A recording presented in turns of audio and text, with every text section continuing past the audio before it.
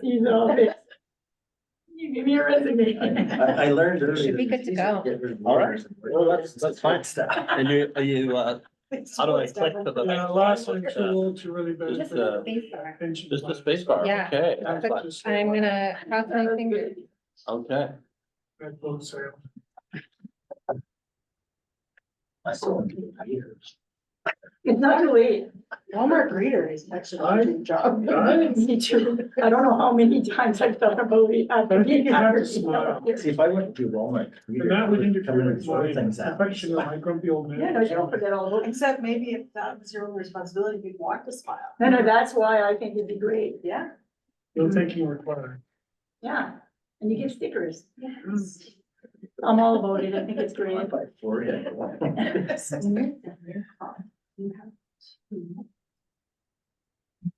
well, they told me 7 people are coming to the presentation and 11 are online, so. All right. I count 6 around the room, so we're waiting for one more. Was that Martha? Because she Oh. switched. That was Mark. Okay, because she was under the Okay. weather and figured Great. her wanted to Okay. share the joy, so. Okay, I'll still, my watch says 11:55, it might be a little slow though. It's 12:01, so I'm gonna My take clock the, is like 12. I'm gonna take the extra 4 minutes. Yeah. Just change it to.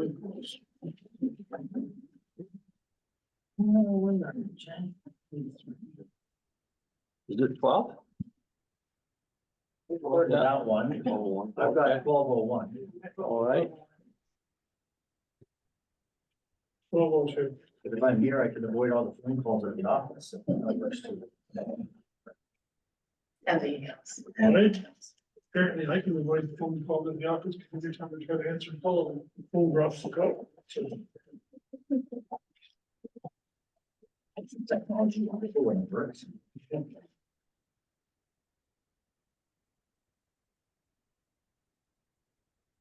Oh, yeah, it says 12:02 here, I see on my screen. Okay, I guess the Zoom people should be in. Yep. Are we started on Zoom? We have started on Zoom. We have 11 people on. Okay.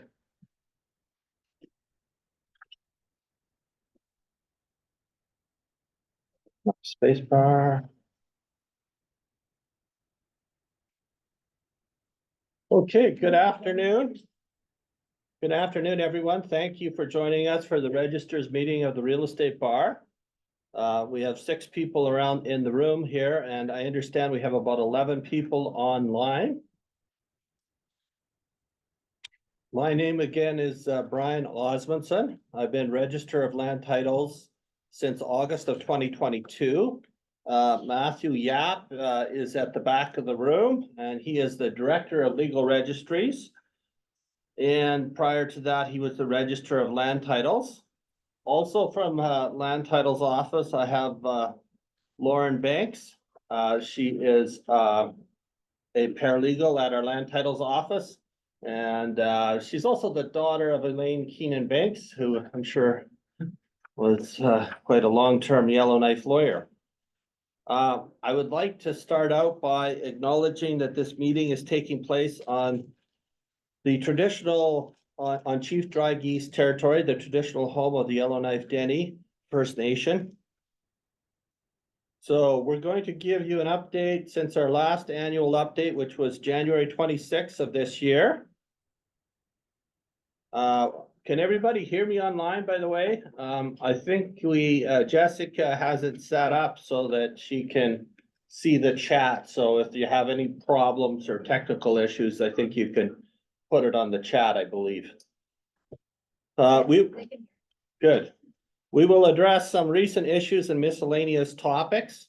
Secondly, we'll talk about some possible tweaks and minor adjustments that we could make to our land titles office. And finally, we'll finish off with a couple of interesting cases. We're scheduled for an hour and a half, but I do not believe we will take as long as that. And I timed my presentation. I was about 50 minutes, but I assume you guys will probably have some input and some comments here and there. So, and then we'll have feel free to make the comments as I go along. As well, I'll have some questions and answers at the end of the presentation. This event is being recorded and available via Zoom. And you should be able to claim this for CPD hours if you are here in person or watching online.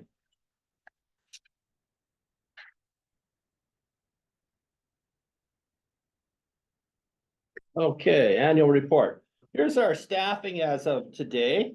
We're actually fully staffed at the, we call ourselves property registry, but land titles is what almost all of our staff are employed doing. As of December of this year, we happen to be fully staffed. Prosper Puwai started in August of this year. Jessica Doyle transferred from our corporate registry division. And they're both paralegals, and Pierre and Matthew both started in December as paralegal assistants. And Lauren Banks, who's in the room, she's been with our office for 3 years. And she is our most experienced paralegal, so that's why she's in the room. Morgan Shaler is our paralegal team lead, and she's deputy registrar, and she's been in our office for about 8 years. So we've got a few staff that are some are relatively new. Any new staff undergo extensive training as might be expected, and it takes a bit of time to get fully up to speed. I know this myself. I myself was admitted to the bar in 1988 and did some real estate practice and private practice the first 15 years of my law career, and then I've been with the government for 20 years. So I'm relearning some things that I used to know and learning some new things. Okay, we usually have started out in the past with our numbers for the year, just to let you know what we're looking at. And last year we had 3,133 document registrations, which was slightly down from the year before. We haven't completed our 23-24 analysis, which will be to the end of March 31st of this year. So we've got 3 months to go, but I can tell you that looking at the numbers, it looks like we will again be down just slightly from the year before. It might be that the higher interest rates have had a bit of a cooling off effect, or possibly some other factors as well. Our personal property numbers, I put those on the right because we do run personal property registry as well, but we have a large part of that contracted out to a firm called Unisys, and they're out of Nova Scotia. They also run the personal property registry for Nunavut, the Yukon, and all of the Atlantic provinces. Okay, this is another chart that we've done in previous years, and so we did it again. This is the proportion of accepted submissions from firms in Yellowknife, and we have a big other category. Other is actually our biggest category here, and included in this other category is First Canadian Title, F&F Canada, and they do a lot of, and Terranet. They do a lot of discharges, the mortgage discharges, so they usually mail them in. Also, we've included some of the firms that we don't get as many submissions from: Alstrom Wright, Wallbridge, all our head surveys, Legal Division, Northwest Territories, Justice Canada, MLT at Aikens, and City of Yellowknife, Terranet, TD Bank, Housing Northwest Territories. And Doug McDiven would be in those numbers too, but he has, we've had he retired, I believe, July of this year, so he's no longer practicing. Okay, 2023 firm submission rates. These are the percentage of submissions that have been accepted as correct without needing without being returned. It's approximately the same as previous years. I would make the comment that it seems like the firms that do the most transactions at land titles have a higher accuracy rate or a higher acceptance rate in general, which of course makes sense that the more often you do something, the better you get at it. I've kept these firms anonymous here, but if you would like to know where your firm is at or which firm your firm is, I can tell you either after the presentation or you can email me. Okay. This is our customer service targets. Our goal is always the 2-day turnaround. Last year, we were at 8.3 days for 2022, which I think was maybe an all-time high for us. This year, we were started the year with a bit of a backlog, and we were 6.3 days turnaround the first quarter of the year. We went down to 2.6 days the second quarter, and eight business days the third quarter, which I'll make some comments on, and 3.7 business days. I don't know if you can hear us, but the slides are not advancing for the Zoom people. Okay, thank you. I did hear you. Martha just texted me. Yeah. Request. Okay, you should see the slide with customer service targets at the top. Oh, okay, Jessica says she can see it. So the third quarter of the year was affected by the evacuation of Yellowknife, which was from August 18th to September 6th, and of course, I don't think that'll be something anybody's gonna forget anytime soon, because I think all of the lawyers from Yellowknife took off down south too, and Mr. McDonald in Hay River, I think he was even out longer than the Yellowknife. He didn't leave. He didn't leave? You never left. Oh, okay. And I believe the evacuation order was actually given the evening of August 16th, so most of our staff actually left a little bit before the noon deadline on August 18th. And aside from continuing our personal property registry notices and answering the questions from the land titles email, we did not do any further first or second review during this period of time. And I'm not sure how you lawyers juggled your real estate closings, but I'm sure you had some.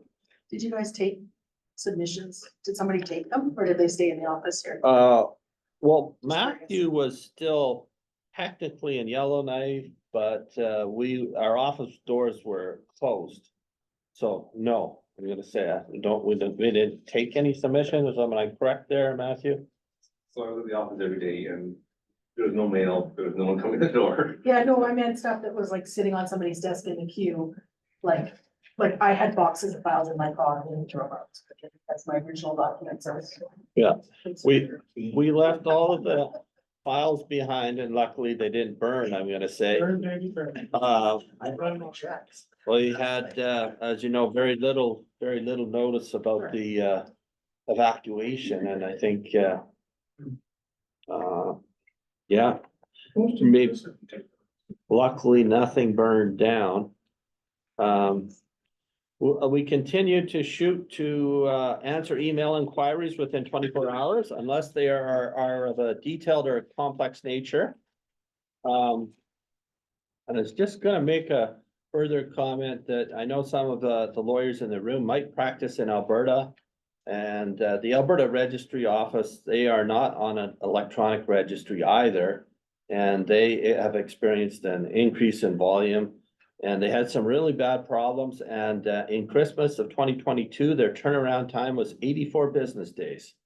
But it was down to 30 business days by the summer of 2023. And they went from 93 full-time staff to 208 full-time employees to get this down.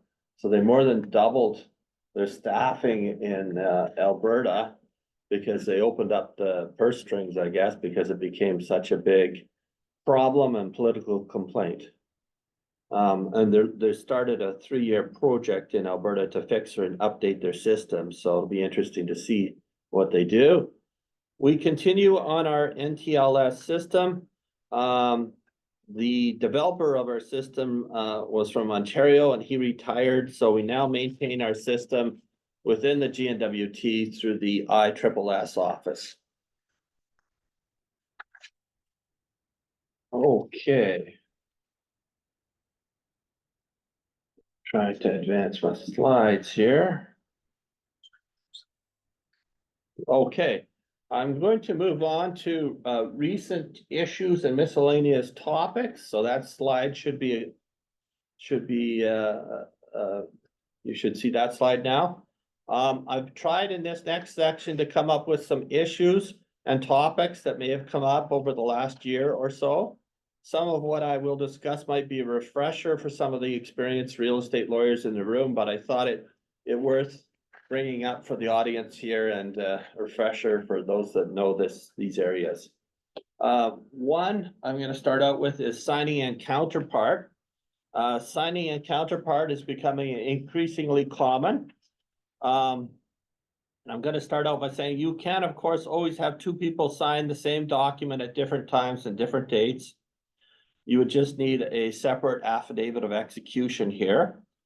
But if you are having a document signed by two different people in two different locations or at different times, what normally happens is two sets of documents get mailed out, would be a typical example. And these documents signed in counterpart should ideally state that they were signed in counterpart and the pages have to be identical. Whatever pages are presented should be mirror or identical pages. And then when you submit the separate signed documents, you should submit them both and with any and all attachments. We require to see that everything that was submitted so that we can verify that identical documents were signed in counterpart.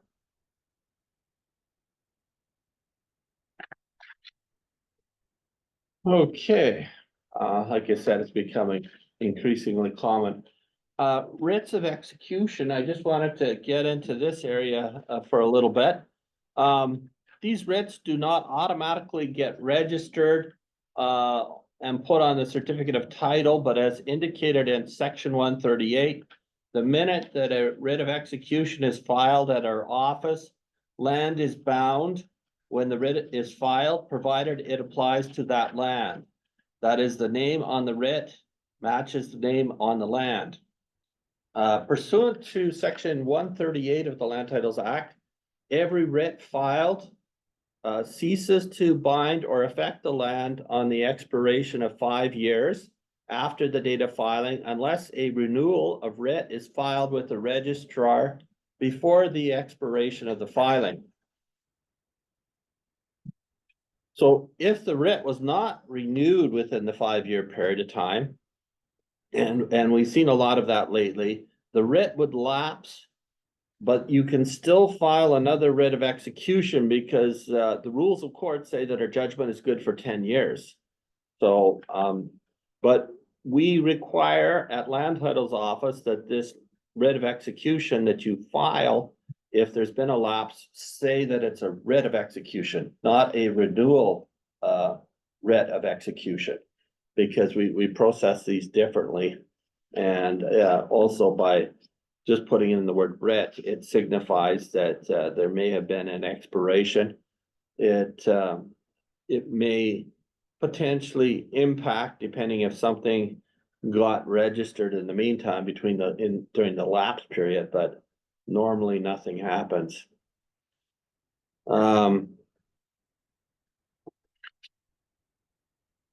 As a possible change to the Land Titles Act, I'm getting ahead of myself here, but we, Matthew and I have considered that we could change the expiry of writs under section 138 to be changed to 10 years from 5 years, and this would make it consistent with the rules of court. So then you wouldn't have to file another writ of execution or a renewal writ after the 5-year lapse period. because section 497 of the Rules of Court, under the Judicature Act, they indicate that a writ of execution remains in force so long as the judgment on which it is issued remains in force. So this would actually make our Land Titles Act consistent or the same as the Rules of Court. So I don't know if that would be contentious with anybody. I guess the only thing I'm thinking of is that if the writ's satisfied, I know it's very important to a lot of people that get off the back of the title as soon as possible, but I would think it might be a little bit better myself to have it 10 years and consistent with the Rules of Court. Any comments or feedback on that? I guess the concern is if the writ was satisfied, say in 3 years, you're going back now, it could be 5 or 6 years out of date, you're gonna have to track down who can get the writ off the title. So the longer that period, if it has been, because not all creditors are prompt in getting their writs off title. Well, their satisfaction piece of the court, close their file, they forget that it's still floating around land titles, so. I think Yeah. that's the only concern is that the longer that period is, the say you might be theoretically going back trying to get a discharge from 5 years ago. Right. If that was satisfied, it certainly makes sense to have it with the 10 years, but to say if they have registered in land titles, more than once or twice it's cropped up where it was long since paid but never discharged. So, and it's that much, I think, more challenging to get the discharges. Could you consider having an amendment that would allow, say, a certified copy of the satisfaction piece that operate as a discharge for land tax purposes? Yeah, I'll write That that. would be even more consistent with the two acts working together. Because it seems there's one process in the Judicature Act and another process in the Land Titles Act. So if we can harmonize that to some extent, that would be really helpful. We would need that filed at our office, I Yeah. think. Yeah. Matthew, do you have any thoughts on that? That would perhaps Matthew shaking his head that he thinks that would maybe work. Yeah. Shaking up for a second. Shaking, yes. Something to think about. Okay.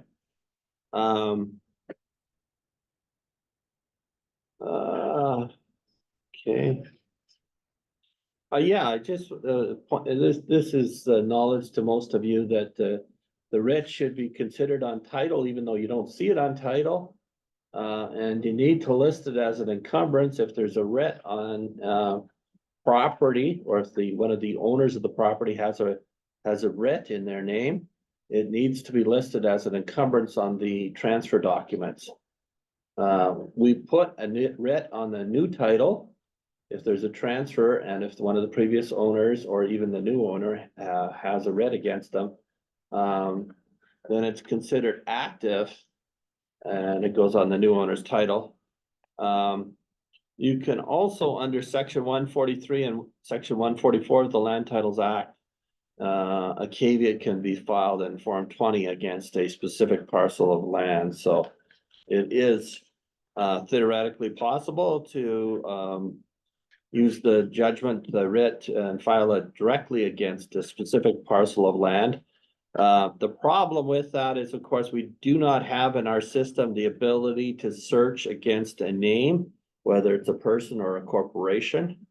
So I would think, in the absence of knowing what parcel of land a person owns, you're better off just registering a writ under section 138.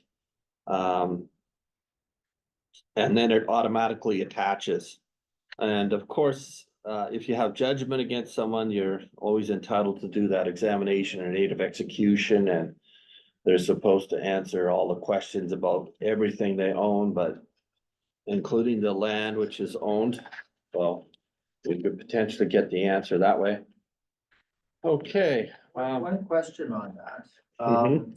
Is that if there are similar names on writs, Yes. I believe in some other jurisdictions, it's the land owner that is swearing the stat deck that says that's not them. I believe the policy here is that you have to get a declaration or evidence from the writ holder that it's not the same person, which is more problematic because they don't know the owner necessarily.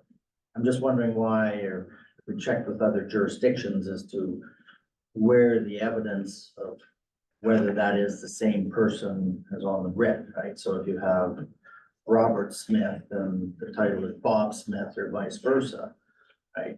How does one, because I know it's a little more onerous in our jurisdiction to try, because I believe, you know, the policy is that you need to get it from the writ holder, which is, as I say, the writ holder doesn't necessarily know Bob Smith, and so I just found that challenging in the past because you almost have to try and find if they'll give you the information, what their birth date was or something like that, to try and say they've got different birth dates or things like that. Just, Okay, interesting. Do you have anything further on that, Matthew, to add, or? Not sure policy goes that specific to say it can't see from that person. I think it's just a case of probably satisfied that it's not. But we can take a look back when we get back to the office and see what exactly it says. yeah, because I think it has been at least either evidence or something from the writ holder, which, as I say, is more challenging to get if you. If that is the case, we can clarify it with everyone in the office, just. Listen, how the evidence comes about to determine that's not the person. I think it's an important aspect. Yeah, I'll certainly have a look at that and confirm that, yeah. There always be an incentive on the landowner to say, no, I'm Well, not. and I think that's why the policy was to have it from the land. Yeah. But I know what I've seen. Yeah, I think we would from have Other to, jurisdictions, like, it's actually the landowner that's saying. okay, Right, but I'm saying that's more problematic, because of Yeah. course he's gonna say that's not him, he wants it to come off. Yeah, no, it's. okay, on this next slide, yeah, so we'll look at that, Alan, and tell you what the policy is and, yeah, get back to you on that. Writ searches, I just wanted to point out, that you must do a writ search in addition to a title search when you're, trying to figure out if there's, any possible other things that the property owner might have as an encumbrance or a possible writ that is, not registered yet against the title. Doing a writ search kind of conflicts with the Torrance system principle that the title is the mirror and the curtain. The mirror concept is that the certificate of title should, of course, reflect every interest on the title. And the curtain concept says you don't have to look behind the title says it all. But this is one of the exceptions. The title doesn't necessarily say it all. And you must do a writ search to make sure that one of the title owners does not have a writ filed against them or the company that owns the title. And So is that because you could have a writ that doesn't specifically refer to a specific parcel of land, it's just a general writ? yeah, One of the questions I get asked all the time by southern lawyers is, are you able to search your land titles by name? And I say, no, we need a specific property. correct, I'm yeah. just wondering, is there a way in NTLS to add the ability to search? So if I wanted to know all the land that Joe Blow owns, Yeah, I could search Joe Blow. we do not have that capability right now. Is it possible in the future? I suppose it might be, Matthew?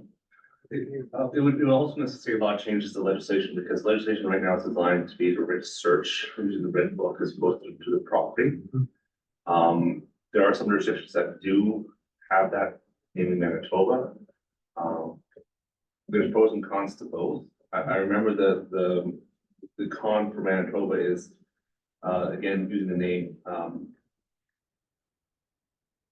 someone that's owed money, the debt or whatever, has a name like John Smith. The bank will put on a writ on every land owner named John Smith and do it on 200 titles. Yeah. And it's led to 199 individuals to say it's not me.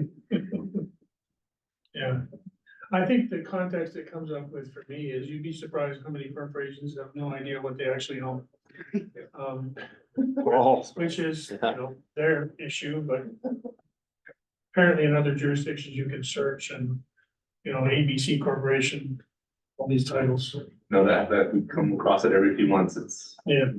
what do we own? I don't know. You're the owner. Yeah, I know. Yeah, I get it. Very good, Ireland. okay, I thought I would just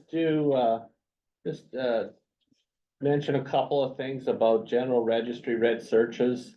They're done on the same screen in NTLS. And we do have a little search tips button, which if you highlight that button and click on it, you will get some search tips. Some items worth mentioning, number one, you can specify part of a name to find variations. For example, if you were searching the name Harrison, but you're unsure whether it's SON or SEN, you're probably better off just doing the word Harris, and it'll return results for both.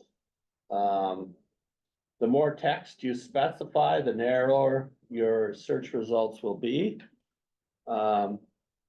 With a search, you're usually best to start broad and narrow it down, that is, get more specific. If your search results in a lot of matches, such as the name Smith, you will likely have to include a partial or a full given name. And if you're searching a hyphenated given name or last name, you must include the hyphen. If you're searching for a name that includes a space, a single space must be used to ensure accurate results are returned. If you're searching for a numbered corporation, we suggest you just throw in the number, because often there could be uncertainty about whether it's LTD or limited spelt out, or CO or company spelt out, so you might be better off just doing the first part, and that should probably bring it up anyway, so. But the worst scenario is you don't want to miss something, so that's why I suggest starting broad and then narrowing it down.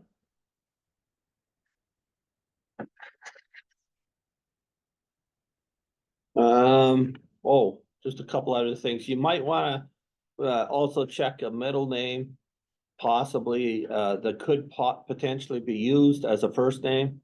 Obviously, we should have the correct name on the title, but as I'm sure you experienced, real estate lawyers know, sometimes someone managed to get a middle name on their title or even a nickname. If you know the middle name or the nickname, you might want to check that out as well. Obviously, that's an error that should be corrected, but it has happened, and we have some titles like that. I brought up this particular section. It's section 175 of the Land Titles Act, and it allows you to get an order. It says, in any proceeding in respect of land or an instrument, caveat, memorandum, or entry affecting land, a judge may by order direct a register to cancel, correct, substitute, or issue any certificate of title or duplicate certificate, to make any memorandum or entry on a certificate of title or duplicate, and to do every act necessary to give effect to the order. Sometimes lawyers and perhaps even our office are stumped on how they can get something done in certain situations. McLennan Ross, for example, recently obtained a court order under this section where they knew a mortgage was paid in full. There was no doubt about it, but both of the mortgagees had died. And I don't know if forget whether the estates had been probated or not, but they could not get discharges anyways. Is that Northern Welsh? I'm not sure where this one was. It was outside of Yellowknife, I recall. Okay. So an order was obtained and we were directed to discharge the mortgage on title, and we did so. Other than for a foreclosure order, we would expect that in most of these cases that you would provide notice to our office. And probably most cases, we would probably not object to it, and we might just even consent to the order as, at least as to form and content. But you should provide us with notice, and I would also expect the court would probably expect you to exhaust all other courses of action before you resort to a court order, but this is in the Land Titles Act for that purpose, when you find something that you can't figure out how to deal with it. And section 175. Oh, just last week, we had a company wanting a mortgage discharge where the corporation had gone bankrupt. Corporation had not been in existence for years. So we were unsure if anyone might be able to prove authority to discharge this mortgage. Again, this could be a possible case for section 175.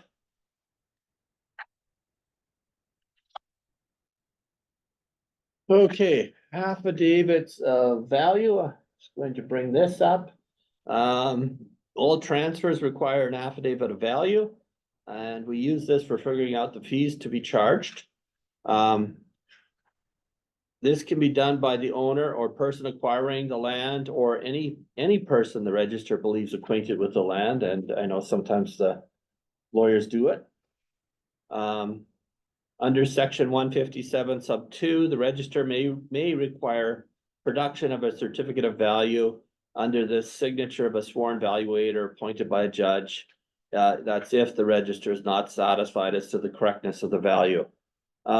In most cases, we would expect the actual value of the land is the market value of the land. That is what you would expect in an arm's length transfer.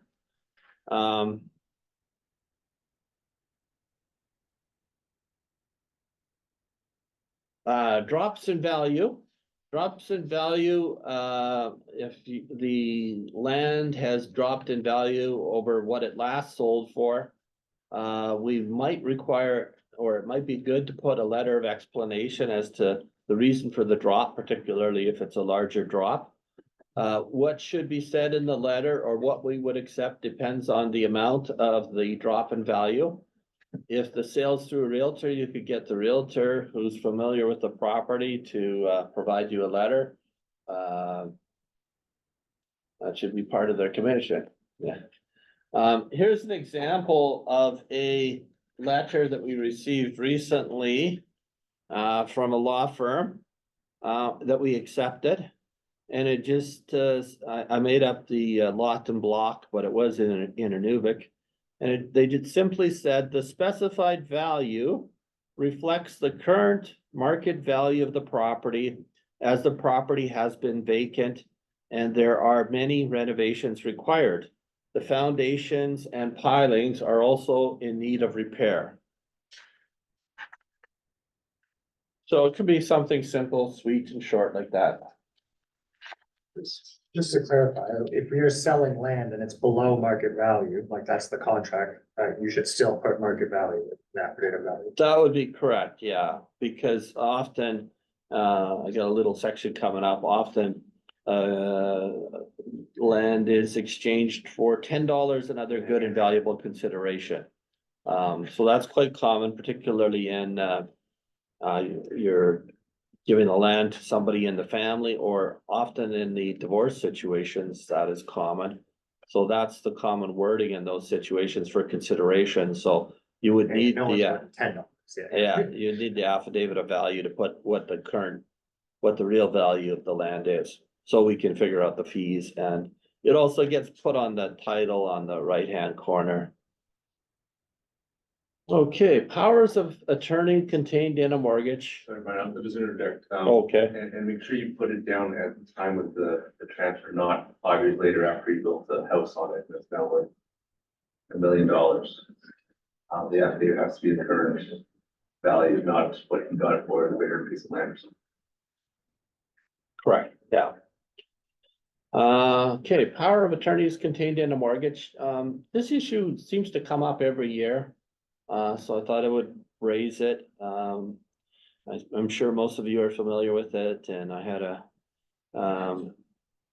But, Alberta allows for you to put a power of attorney in a mortgage. We do not allow that. Our Land Titles Act does not allow that here.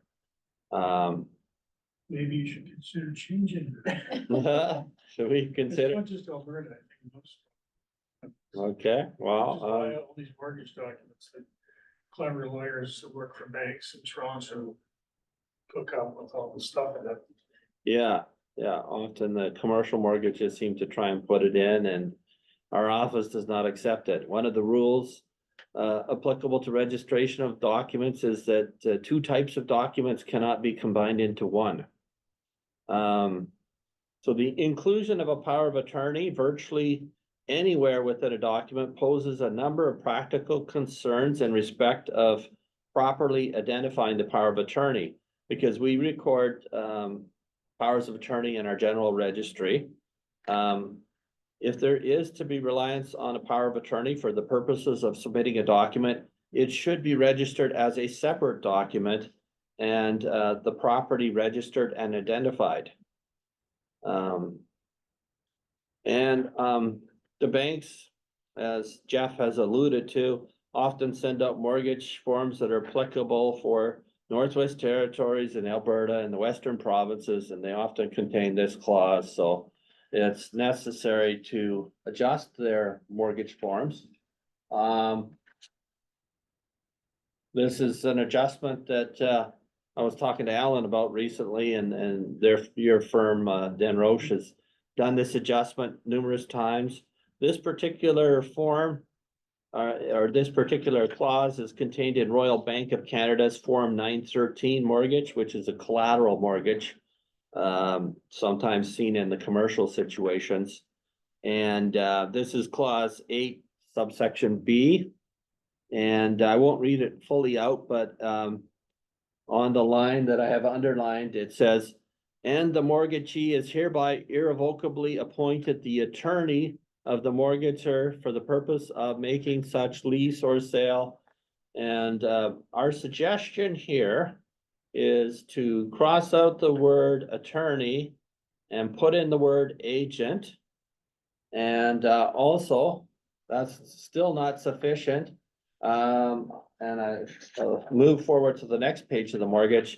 You will need to cross out the above sentences, because then that takes away the, by crossing it all out, you've taken away the power of attorney in the mortgage document, which, as I said, we do not allow at this time. So it's not simply sufficient to just change the word attorney to agent, but you need to amend and remove all of the powers which are clearly intended to create a power of attorney, such as the power to execute all documents and to do all acts necessary. If a power of attorney is required by the mortgagee at present, it's open for the parties to enter into a separate power of attorney.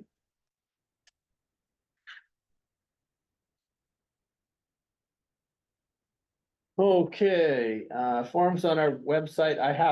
We have a number of forms on our website, and our website is contained on the GNWT website. So these forms that I'm talking about are not in our forms regulations, which are under the Land Titles Act.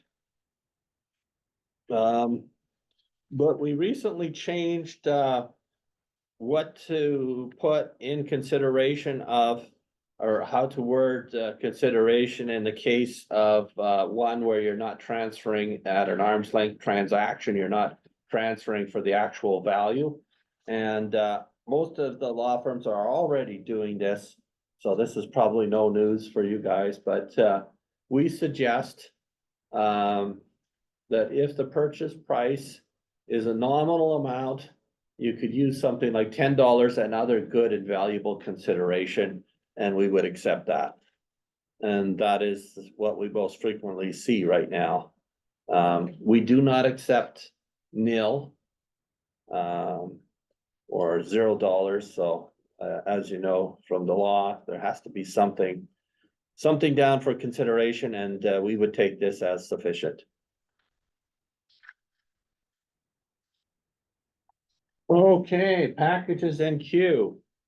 Okay, so, I think I recall, when I first moved up to Yellowknife about 20 years ago, I think you walked into land titles and they had something on the wall that said how many days they were behind, or what, day they were processing at this time. Well, we don't do that anymore, so you have to look online onto our website at the, queue on NTLS.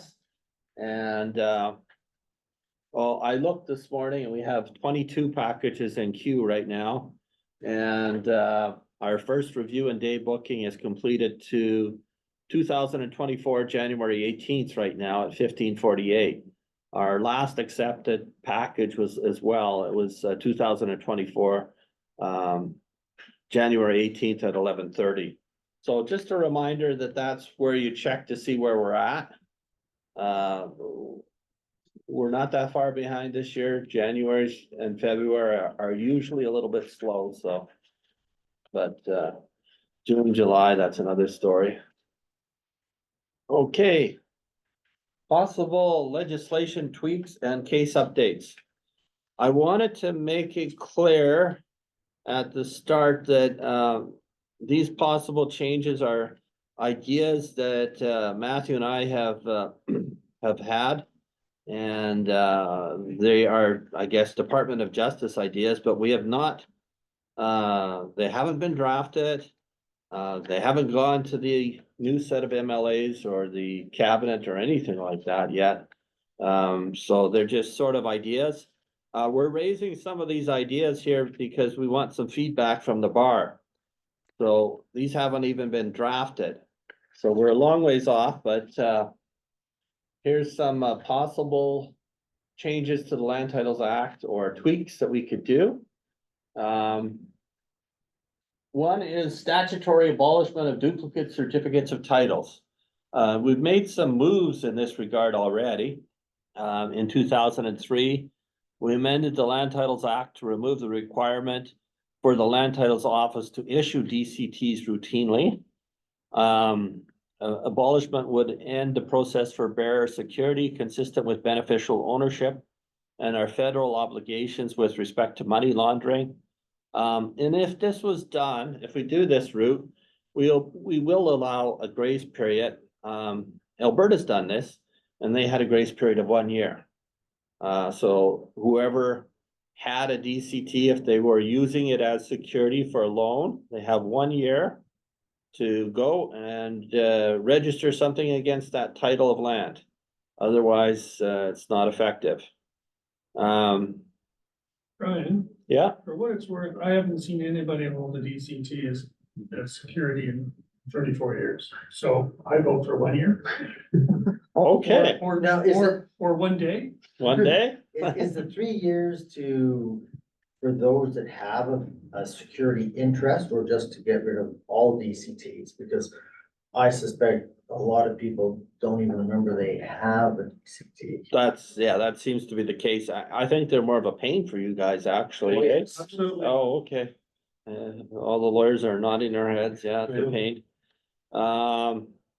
Yeah, I mean, If there's a concern that people are using these things as security, when was the last time you saw that? No, never. Trails End, 1989. 1 year. Say. 1 year. okay, well, we don't have to go for 3 years. So when- Sounds like there's a consensus that DCTs are archaic. They are, and that particular form of security is extremely delightfully 19th century. And so if your concern is there are people out there that are doing this, I think it's extremely unlikely. So if that helps you. Okay, Plus, they haven't been issued since 2003, so it would be a 20-year-old loan. You would have to be a best. very old loan, and if somebody hasn't collected it by now, too bad for them. okay, good to get that feedback. Yeah, we haven't issued any further DCTs that we know of since 2003.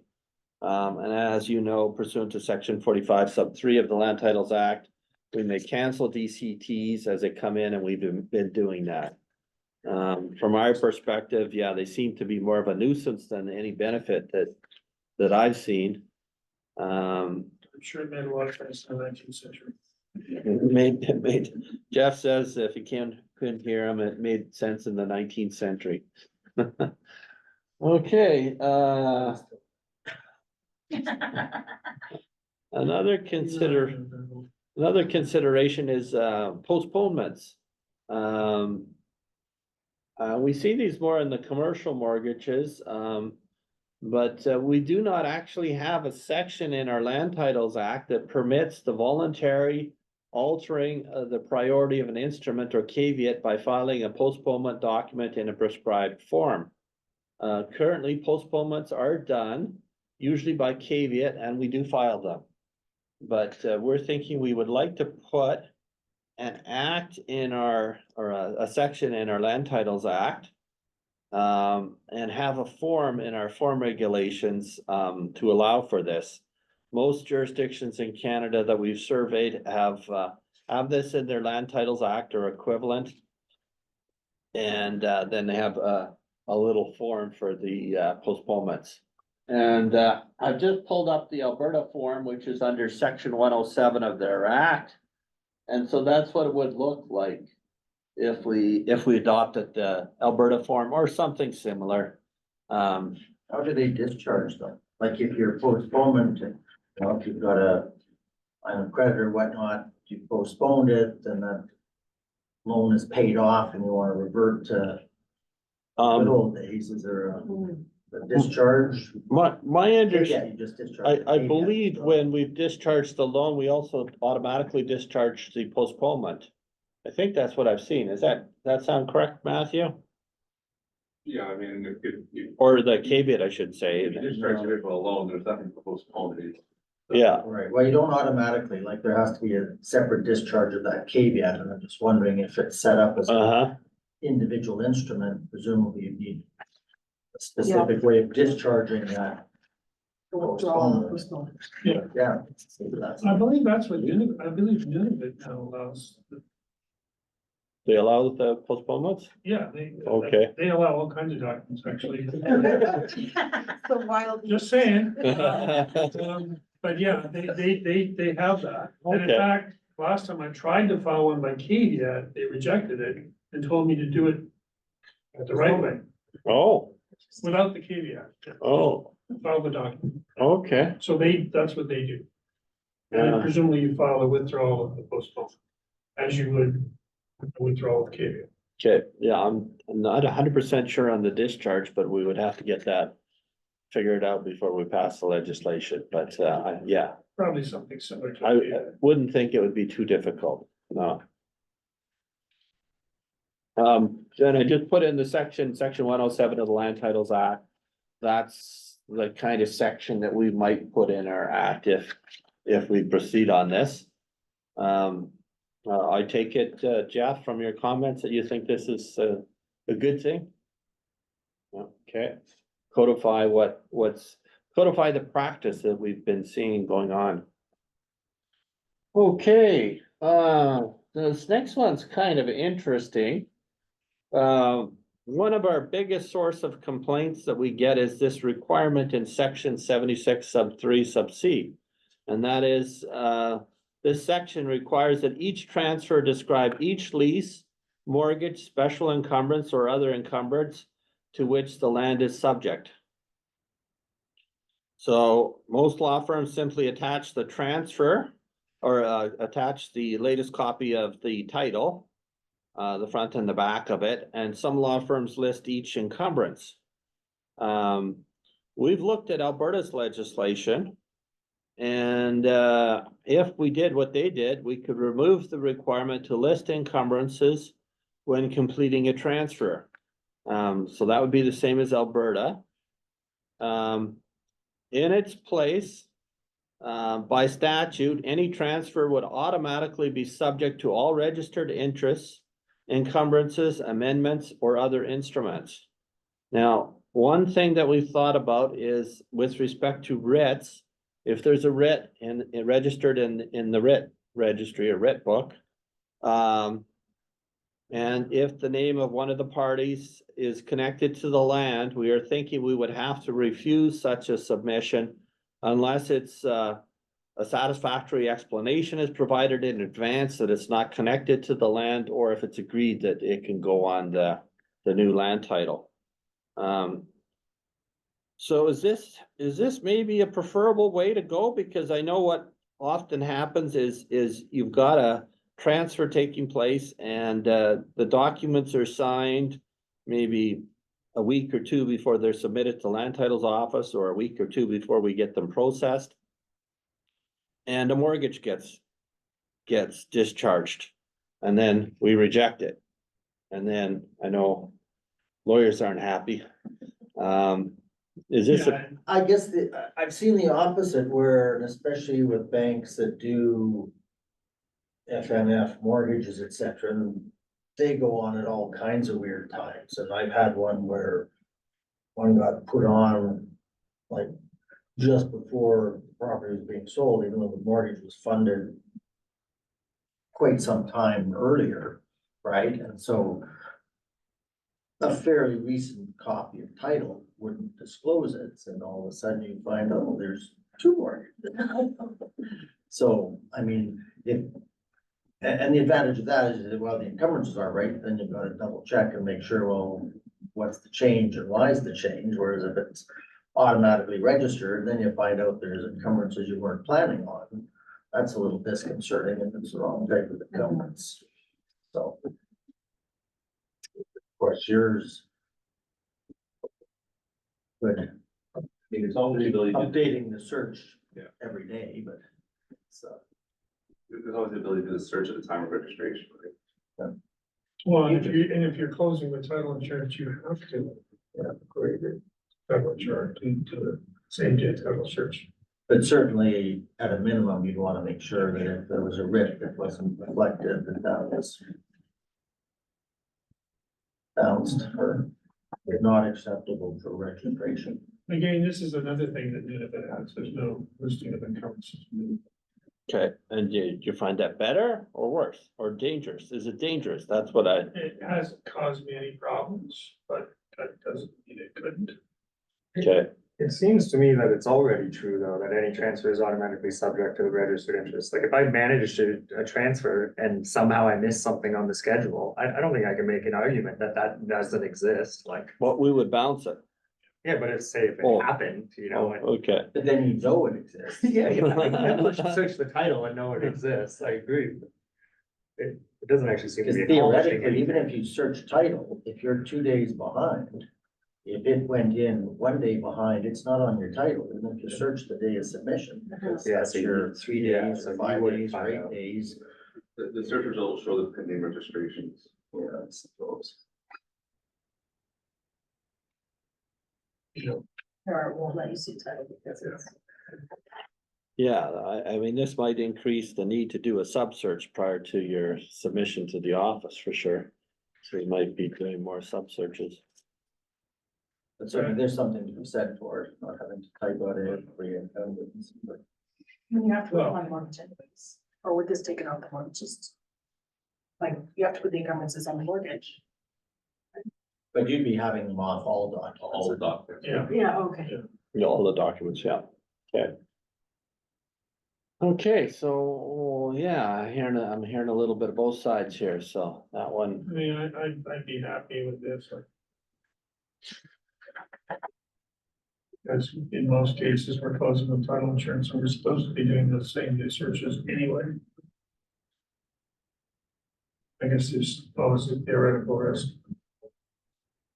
okay, Presumably if they've done it in Alberta where they have way more transactions and the world doesn't come to an end. They're also 90 days long. Oh, that's true. yeah. Okay, well, I'll move on to the next one, which is, this one's kind of straightforward. We do not actually have a form in our land, attached to our land title acts forms, for, the value of the land. And, we do have a suggested form that's on our GNWT website. So what we're suggesting here is that we put in a form in our form regulations, and I've just put up the Alberta form here, and we would consider probably doing something like this. Most, yeah, I suspect most of you probably have something similar already attached, so I don't think this will be controversial at all. If it's a statutory form, it has to be kept that way. Wouldn't every agent be swearing a false affidavit? Because it says true consideration paid by me. That works if it's the transferee. I'm not sure. Yeah, I think we would have to maybe adopt it a little bit or alter it a little bit, yeah. So it could be sworn by other people. Well, at least the agent, because if you're the agent, you're not the one paying, like it's the company that's paying and you're the director or whatever. It's Right, not paid by me in the literal sense. They have to say for the lawyer. It also doesn't have provisions for when there's more than one lot. Like this, like sometimes our Yeah. estimated value, it's $1 million, but. Right. Like. that's correct, yes. we're doing more than If one lot. there's multiple transactions, we need each piece of real estate, a value for each piece of real estate, yeah. Yeah. So Has this, there been a lot of issues with like the format of the affidavits about? not too much, no. Painful. It's just a little bit, it's not broke, but, it's surprising that it's not in our land title form regulations, because it's something we require with every transfer, that's all. But So- in paragraph 2, you can just change it, so instead of paid by me, it's paid by the transferee. Yeah. Okay, I'm just making a note of that, Jeff.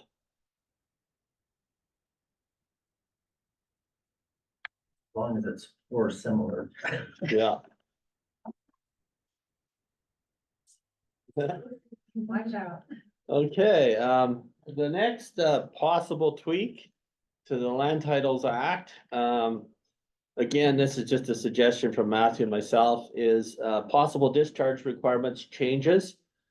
We could put in the act that a mortgagee is required in the Land Titles Act to provide a discharge of a mortgage fit for registration within 30 days of the final payment for the mortgage. Responsibility for the registration and the payment of the discharge would rest with the mortgagee.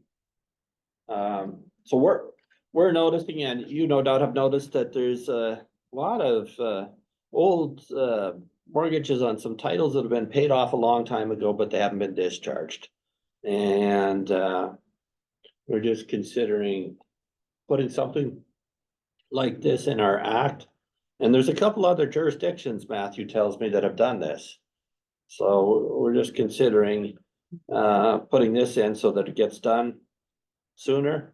The registration fee for a discharge is $30 right now. I would call it a small fee, but a lot of people get the discharges in the mail and they just, I don't know what they do. They throw them away or whatever. They file them, They file them like in their. In in their filing If cabinet. it goes to an individual, not a Yeah. law firm, then, yeah, they get lost. Yeah, a lot of them are getting lost, and It's nice, like, say, Royal Bank. On a I think we should residential. make it specific to FNF. They're the only ones that don't discharge. F&F doesn't discharge. Oh, okay. There's a certain, I mean, the problem in part is that the banks, being banks, say any costs are downloaded onto the borrower, so it's gonna wind up on the borrower's lap one way or the other. It's certainly not uncommon for it to take more than 30 days for the bank to discharge. Or a year, Yeah, or more. or they Yeah. provide it and it's wrong, and you have to get it fixed, and they send it back and it's wrong again, like. Yeah. I mean, Yeah, that's, 30 days. and would be again, great, that's but- part of it, to my way of thinking is, you know, the discretion of the registrar, because there are so many discharges where if there's like an easement tied in with the legal description, they've got the mortgagor, the mortgagee, they've got the registration number, they're missing one little tweak in the legal, but it's clear what mortgage they're discharging. And it gets rejected, and we've got to send it back to Toronto, and then they figure they've discharged it, it gets lost. So, And when we get documents from the Bank of Toronto, it comes with this letter signed by some innocuous person, no email address, no telephone number. So you actually have to write them a letter and send it the old fashioned way, by mail. Oh, saying, would you please correct this? You know, it's painful. interesting. Okay. I mean, I like the idea, I just, Yeah. if you can make that work, if you can force banks to do this. Well, yeah, I think we because might have to spend a talk, lot of time chasing banks. we might have to talk to the other jurisdictions about how they're getting this enforced, if they are, Well, but, great okay. idea. But it's also, as I say, I mean, I don't know, you maybe keep stats on it, but what level of discharges get rejected? I bet the vast majority of those are some pretty minute, as I say, they forgot to put the zero lot line easement reference, they had the lot plan, they've got the mortgage number. I guess I just see, is there any discretion on the registrar? It's clear that that mortgage is supposed to come off because it is a painful process to get the first one. It's a really painful process to get the second or third if they can't get it right. Yeah, As I say, it's clear that but there must be a fairly high rejection rate, because the thing is, all the banks have centralized all these functions in Toronto. So you Yes, got somebody in Toronto dealing with all the jurisdictions across the country, and of course, you and your, you know, colleagues across the country don't necessarily get together and harmonize all your processes. yeah, So so in fairness to the bank, you've got somebody in, you know, some clerk in Toronto who's trying to figure out different jurisdictions. So Yeah. the other thing I would suggest when you have your meetings with your non-titled colleagues across the country, things like this, you could find a way to make the paper all look the same. oh, it's interesting suggestion there, yes. Yeah, we do have a high rate of errors on discharges. And I guess think one- that's one of the reasons is because somebody in Toronto, they don't know. And frankly, their volume in Ontario or Alberta or BC is vastly greater than in the VT, and they're not gonna really go out of their way to change their processes to look after us. I mean, come on. Well, and one other thing, just to go back, because the issue is usually with the legal description. My understanding is a discharge of mortgage doesn't even need the legal description as long as it's got the party and the mortgage reference number and the date of registration. So, That's and correct. that's the problem is, you don't have to put it on, but if you put it on wrong, it gets rejected. So, Correct. like, you know, practically, if you don't need to be it on, can you register, just ignore the discrepancy in the legal, it's got the things that are essential for the discharge and. But you Yeah, need the sure. legal description for some things, like don't you need the legal description on withdrawal of caveat? I believe there's certain documents where you need the legal, so maybe, since you're taking suggestions, you might wanna go back and look at all the different discharge withdrawal documents, and again, some consistency in terms of what's the bare minimum information the land titles office would need in order to safely discharge things. And if it's not needed, don't require it. And simplify the documents, which will also help those people in Toronto to know what they're doing. Okay. All right, well, I've noted that down, so, yeah. Okay, I just have two cases that I'll try and go through fairly quickly, and that'll conclude my presentation. I see I'm an hour and 8 minutes already. Thought I'd be a little bit shorter, but the first one is an old case. It's McKinnon versus the Register of the Land Titles. And that's the office for the Northwest Territory Land Titles. And this is a case of Justice Vertes, 1994. And I bring it up because actually we had a similar mortgage that was being attempted to be registered this year. In this case, the applicant sought an order compelling the Register of Land Titles to register a certain mortgage. The register objected, and I think it was Tom Hall, by the way, that was registered back then, objected as he said the clause of the mortgage, which was on a lease, is also supposed to charge a future acquired interest in land with the mortgage converting the fee simple lands at some point in the future. So here's the clause that was the subject to the mortgage. And by the way, this was I believe it was a CMHC. Yeah, it was a CMHC mortgage. It said, I covenant and agree that if I become the owner of the freehold of the mortgage premises, this mortgage shall be deemed a mortgage of the freehold to the same extent and effect as if I had been the owner in fee simple, free from encumbrances at the date of execution thereof. And for the purpose of giving effect to the foregoing, I do hereby grant and mortgage the mortgage premises. I covenant and agree to execute and deliver at my own expense. Forthwith, on demand, therefore, such further and other documents as the mortgage may reasonably require for the purpose of validly giving effect to the foregoing. So the mortgage was on a lease at first, and with the possibility, I guess, of turning into a freehold interest or a fee simple. And this particular clause would enlarge the mortgage to be a mortgage of future acquired lands.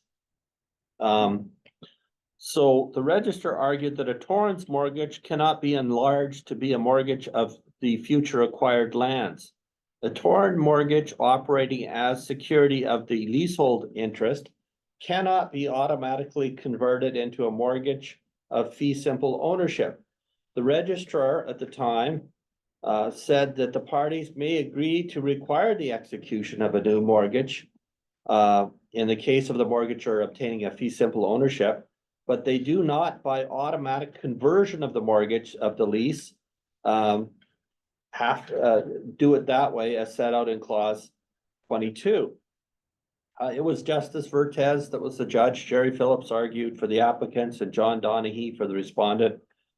I will not get into the arguments back and forth, but pursuant to section 20, that was the section that was looked at to decide if the registrar had authority under that section to basically say that this mortgage was unfit for filing.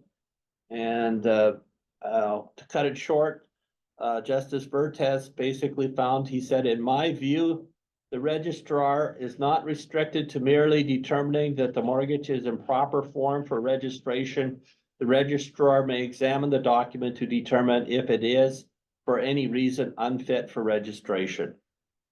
So we had like I said, we had a similar clause in a mortgage last year, and we got it taken out. But to be clear, you can't have a clause that automatically converts, but you can have a clause which says that you agree to execute a new mortgage reflecting the new interest in land. Yeah, agreed. I think that was agreed by the registrar at the time that you could do it that way.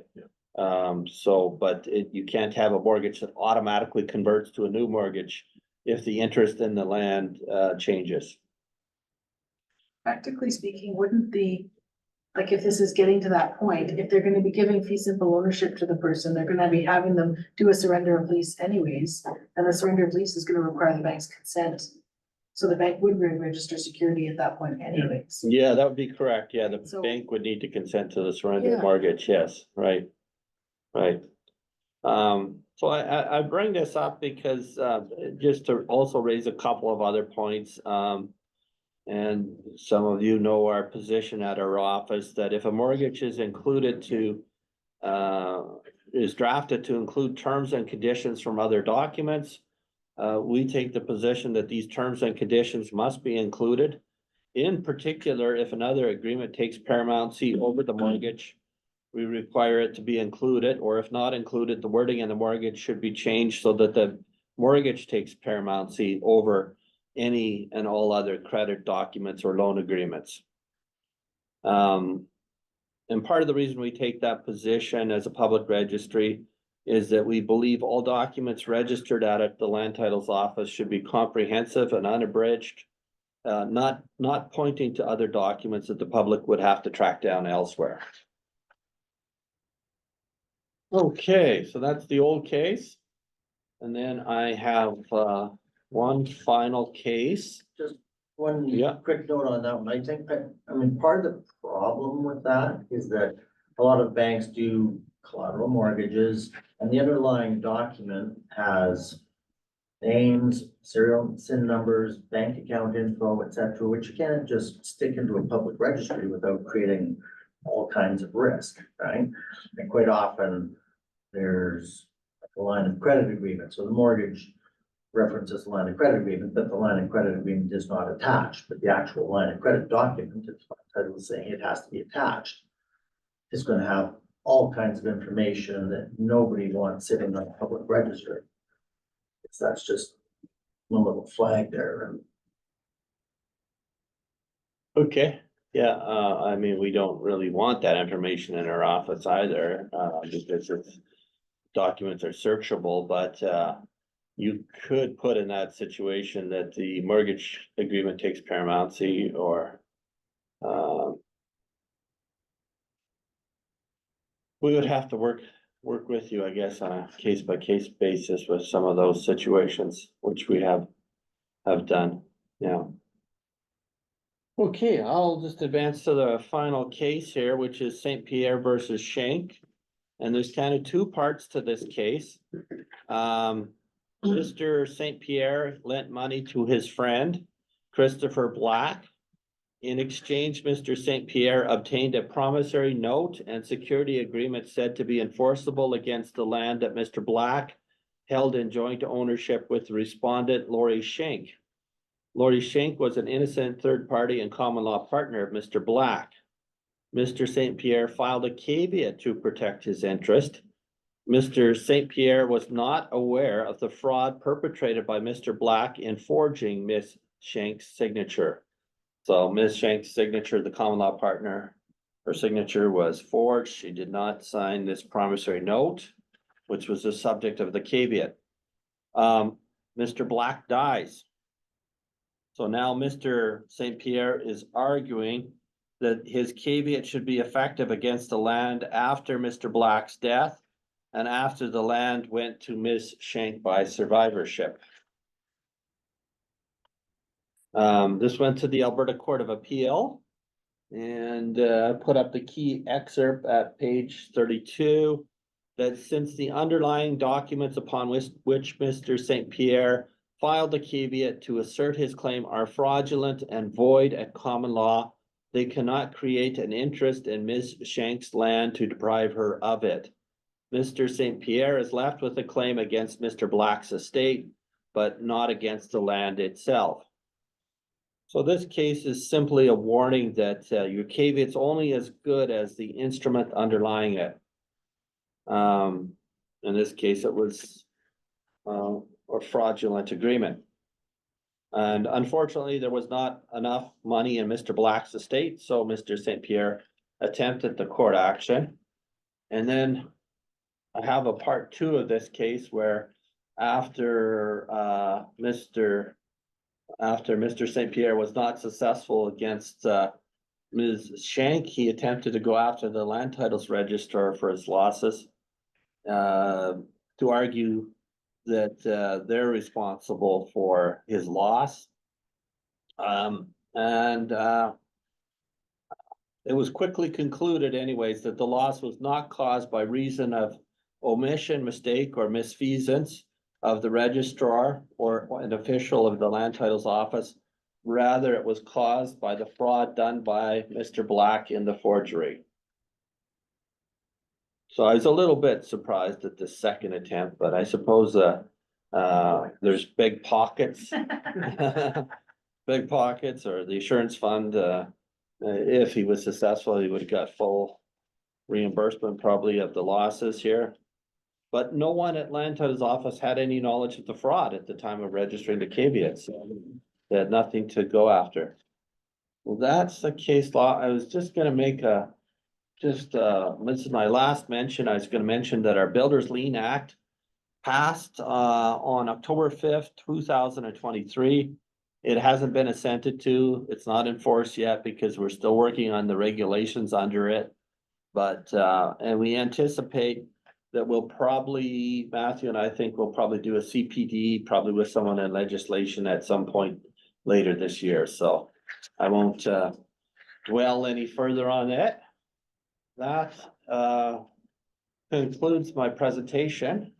And I know you had some questions and comments as we've gone through this, but we're open to any further questions and comments. Ellen? My understanding is here, we do not accept remote signing.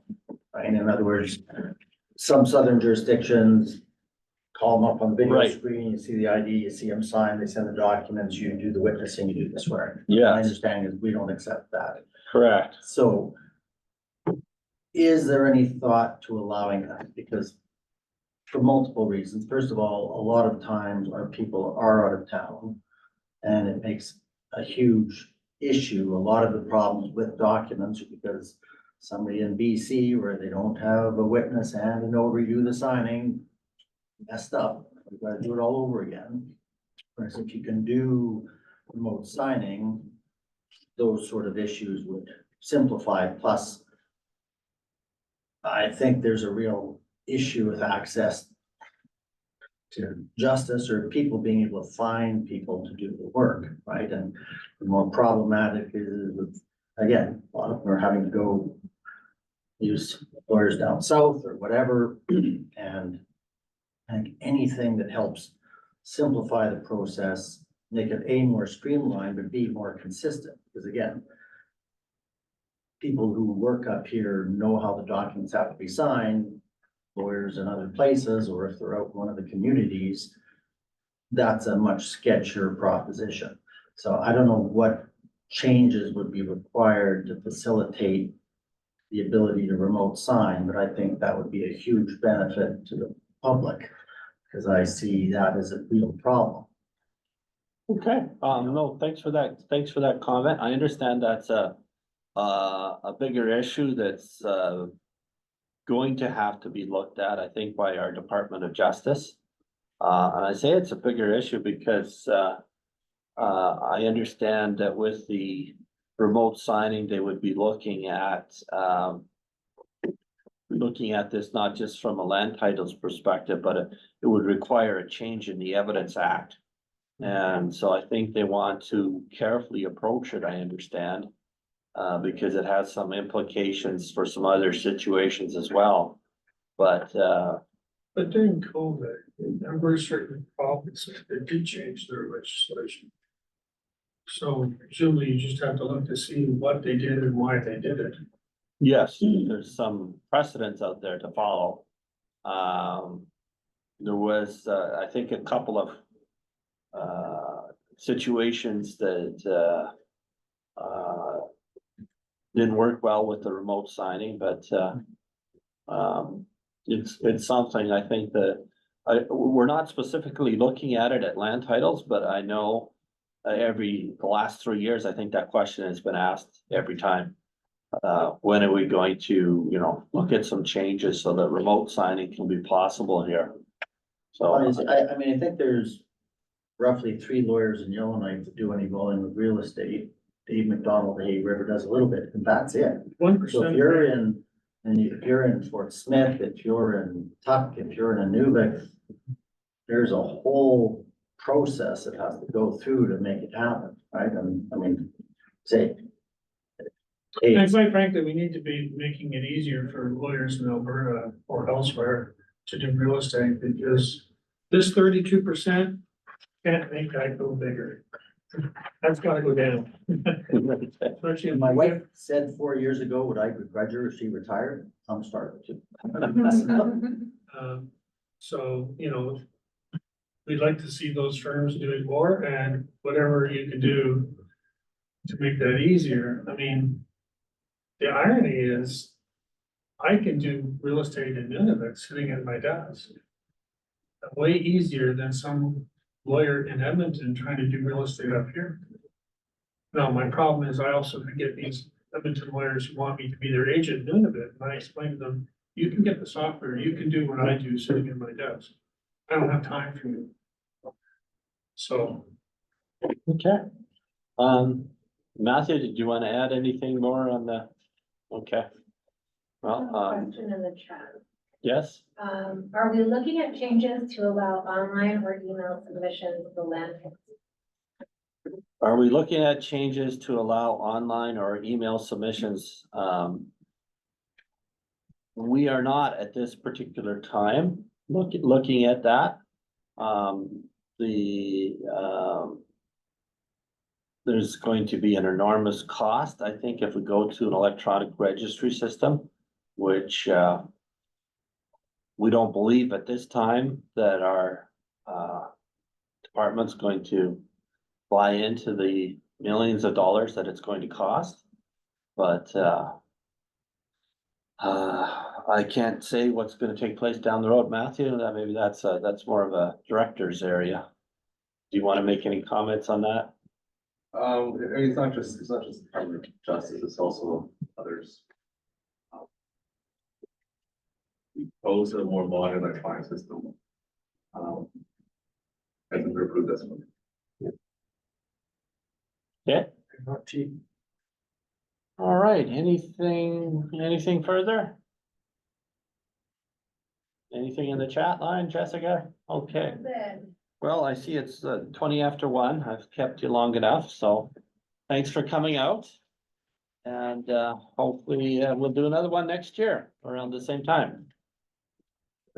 Thank you, Thank you. the registry, for being so understanding in all circumstances.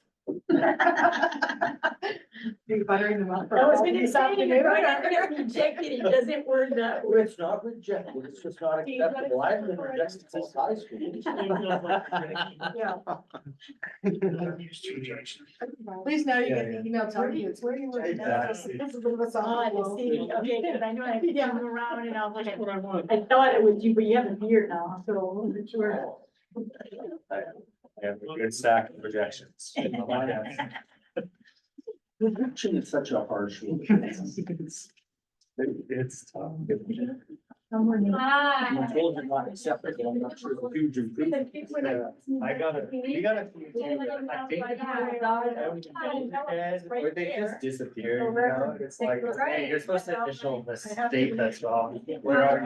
I don't know. Tracking people down. I love alongside of that. I think it's important to have a All right, great- thanks. It was honestly, I was just getting him when I was tired, and I was like, I'm going to. I know it's not gonna cut out, because it- I think it's great. Going down the third. Mine are, but, you know, those that come with- Going on low pellet stoves. So, I'm gonna make my way. guard dogs, so you can- No. Stepping last- Mine were the ring guys, I want to watch how. That will be up. Yeah. Well, we can spend more time. So, then I have to get in and- Yeah, thanks for coming. Because I've never had a truck account here in DC, so Yes. now I closed the one in DC Okay. in December. Okay. And so it's all under you guys now, and what's the date that it has to You'll buy? need to give us, like a preliminary, that's one of the 4 months. Okay. The 4 months after you. You don't start want to your get the account buy. here, you basically have to get, I'll send it to you. You know, It's it's not like controversial. a mini Audit. review. Yeah, I mean, like some of those, I don't think I'm gonna make Thanks for dramatic It's mostly. differences type thing. Okay, well, see, I don't Right. think I need it because I've been audited a bunch of times, so when I was in New Brunswick, Yeah. I missed, a reconciliation. I did it on the first and I did it on the first Thursday or something. Yeah. So then that's why I've been audited, so I was audited there, there was no problem, and then, when I moved to BC, as soon as I opened up, I got Yeah. audited. And then he just finished the audit, and it was like, I didn't even need to do, it was so in-depth, I didn't need to hire an accountant to do it. And so it was all clear, All because my lawyers. husband's an accountant, But. and I They- I work with a quick, I work with Paul's Mullet, so if I Okay. don't need, Yeah. Because it's. do I just move, because right now it needs, like, I have to audit the last year that, they just finished the audit, it would have been in June or July. Okay, And that was fine, I can send that order. that would be great. And you didn't double check. Never been busy. Like, if Summer's you're coming up. new, you I've never been definitely busy. need 4 months, you need like, Not here to say. but then, yeah, I think he's up. Oh, for your new one here, not for that one, just this, you're just, do you have your? Yeah, no, it's not. Just have it there that I don't see. Oh, so you get one here. No, I You're supposed to earlier. Oh, I thought you did, yeah. Get a review I 4 retired. months after this. Brand new tax account. Well, that doesn't make any sense because I have one check that's going to be paid out and then I'm done. And then I just wanted to put that on, you know, oh, what's that? No. Okay. When Okay. you close that, like this, send that. Some of these are illegal access. I think unless a bunch of them come up here, they're gonna have to. They'll probably send you something Forever. give them. Where signing will become a lot easier. Like, I mean, right now, can I give this? If you do the remote signing, you guarantee there's no lawyers coming up here, you know, like, why would I come? Because that is right, I thought you said you were getting a new one, so. No, I have to, so So you got audit audited? is not closed yet. I have Yeah. one more check to go that just went in the mail. Okay. So within a month, there'll be no money in trust Thank you. Okay, you got your audit in June. You report, you did.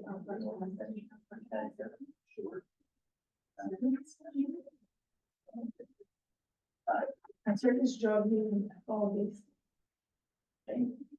So Check. I started here in August Mhm. and then, so I've been closing it up since then. Good stuff, good stuff. My lawyers are trying to find one. Okay, If you're not paying attention. okay. No, I'm not. Yeah, I'm once not you do already- your last check, and if they send you the letter, just saying. Okay, You're good. okay, That's I'll, sorry, I'm just. Okay. Steal my house. Okay, I'll do that. I'll do that, I'll check into it and then I'll let you know, Yeah. but it should be fine, because there's no reason. I agree. Okay. No, and it's like within the law. Trust account, now I got a humongous trust account, Yeah, well, 8 million? Not yet. well, at the public trustees, we're Yeah. managed like 9 million, that's a humongous trust account compared to what I had. But I'm gonna say this, all the trust stuff that I had to go through made it way easier on me, cause I understand like way more. It's the hardest thing It when is the somebody hardest opens, thing. it is, when somebody opens a brand new firm, we're all like. I know, but And that's why I'm we do the sucking- checks, so we sucking get them. dicks up. I'm like, you don't understand, I I know, lose I so know. much sleep over my trust account. And she had like no. No. Because we get so few. And she doesn't people have, that- she doesn't have, she doesn't have like Cosmolix or whatever, No, she's I doing it know, by hand, I know. So I which told is- her- she'll- double check. So that's why we do, oh, thanks, Matthew. So if you're new and you brand new trust account after 4 months, they Yeah. have to get Yeah. like just this review. Yeah. Just to make sure that they're not making any Yeah, mistakes. yeah, So perfect. at the time. I so think she it was makes good. sense though, because if you, You don't wanna go within 4 here. months, exactly, and if you do things wrong for a year, I then, know, yeah. I know. That's Thank what you. if the dog Thanks, goes